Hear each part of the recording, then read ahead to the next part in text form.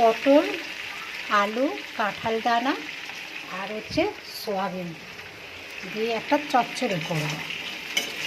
পটল, আলু, কাঁঠাল দানা এটাকে একটু ভালো করে ভেজে তুলে নেব।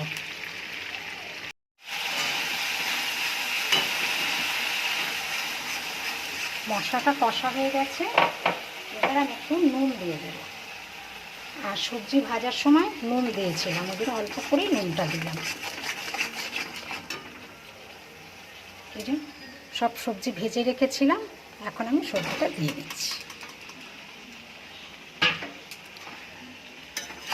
খেতে খুব সুন্দর লাগে, নিরামিষেই চচ্চড়ি করছি এগুলো বলে কাঁঠাল দানাটাও দিয়ে দিয়েছি এর মধ্যে। একটু ঢাকা দেব, ঢাকা দিয়ে করলে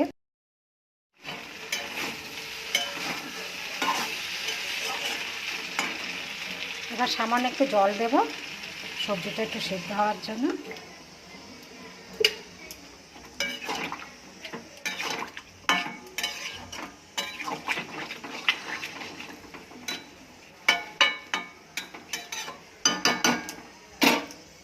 ঢাকা দিয়ে দেব। আলু, পটল, কাঁঠাল দানা আর সয়াবিনের চচ্চড়ি কমপ্লিট। এবার আমি গ্যাসটা বন্ধ করে দিচ্ছি।